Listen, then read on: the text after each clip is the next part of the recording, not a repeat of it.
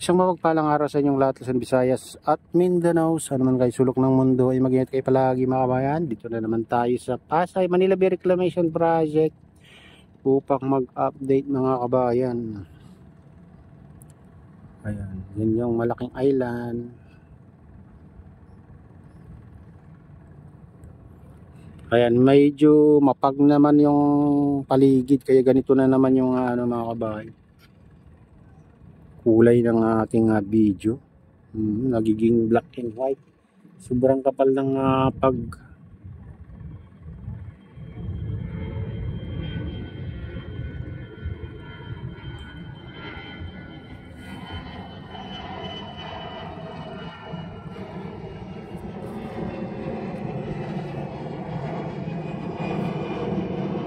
ayan, ganyan ang kulay pag mapag yung paligid mga kabayan.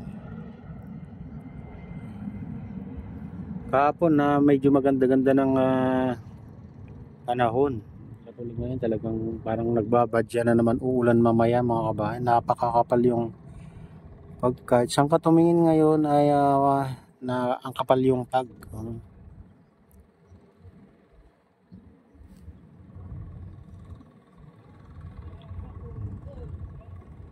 Parang may darating na naman na ulan.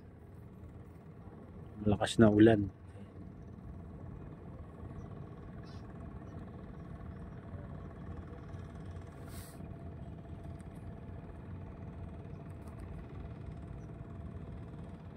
Oh.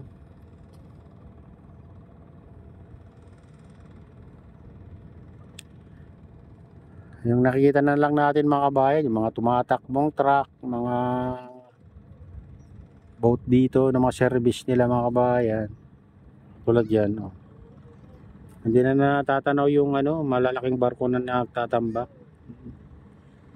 Mayroon nakikita naman doon sa gitna mga kabayan, naka-standby.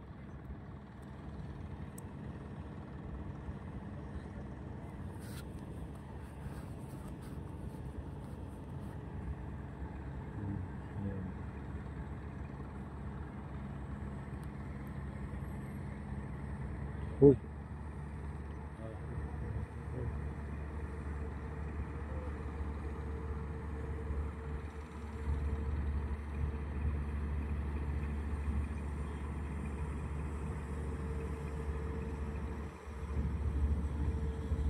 Parang mayroon tayong natatanaw na bago mga kabayan. Doon sa malapit sa tulay.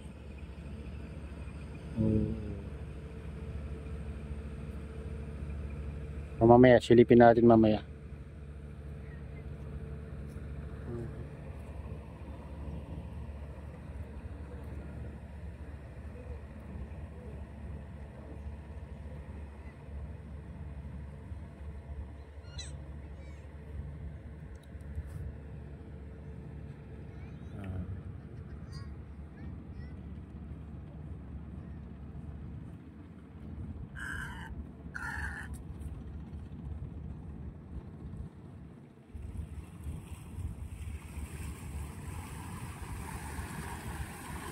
Ayan yung may tulay.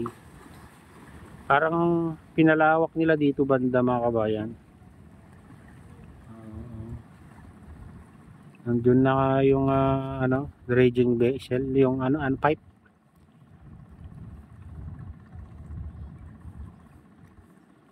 Baka mag rin sila dyan mga kabayan.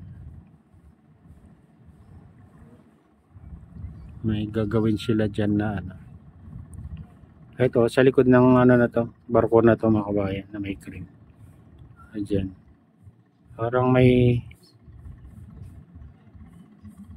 Parang pinalawak nila dyan. Maganda sana kung dire-diretso pa rin yung tubig dyan mga kabayan. Pag galing Baklaran ng tubig diretso dyan. Kasi pag dito lang sa siwol ng tabi ng siwol ng SM Mall of Asia, baka hindi niya kakayanin yun mga kabayan pag lumakas ng ulan.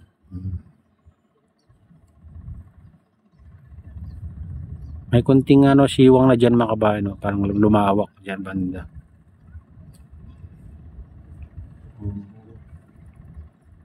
Dun sa ano, malapit sa tulay, ayan yung tulay oh, natatakpan lang konti.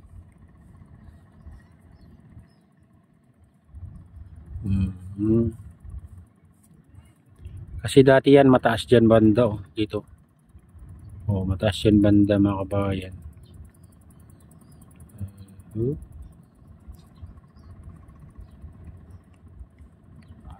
Pero ngayon ano na, parang nahukay, parang hinukay nila mga kabayan.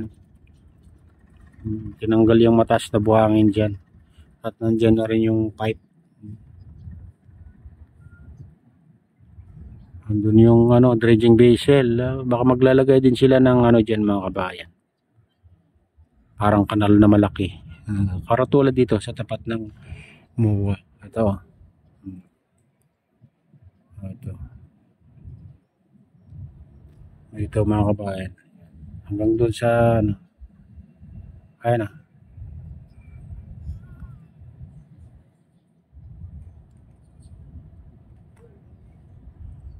Ayan.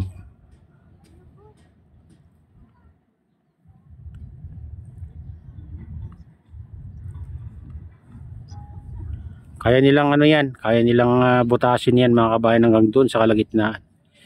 Oh, ganyan din ginawa nila dyan sa likod ng ano, likod ng Sofitel Hotel, sa likod ng Limers Hotel mga kabayan.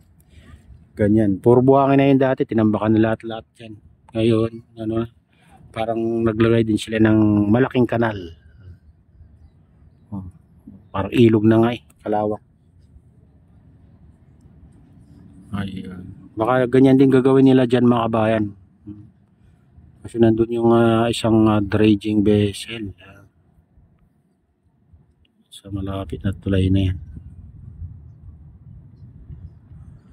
Ayan mga kabayan, ito na yung latest update dito sa Pasay Manila Bay Reclamation Project. At shout out nga pala sa lahat ng OFW, mga immigrant sa ibang bansa. Shout out sa inyong lahat, shout out din sa lahat ng vloggers. Shout out din sa lahat ng sumusuporta sa aking YouTube channel. Sana hindi kayo magsawang sumuporta. Shout out din sa lahat ng viewers, mga nagla-like, sa lahat subscribers, sa lahat viewers. Mega loud, shout out sa inyong lahat. Shout out din kay Kuya Iyo, kay Ate Lynn, kay Kuya Rick, sa aking misis. Ayan. At shout out din sa utol ko dyan sa naluluway na si Nestor. Ayan. Ayan. At shout out din sa lahat ng OFW, mga immigrant, sa lahat subscribers, sa viewers. Ayan. Mga nag-comment, nagla-like. Nagmigalaw sa inyong lahat mga idol. Shout out din sa RJP Bikers, Kubang Baykada, at saka sa Golden Bikers. Nagmigalaw, shout out sa inyong lahat. At shout out din kay Ma'am Casey Down. Ayan. Shout out din kay Freddy. Ayan. Uncle John sa Pasugin Locos Norte.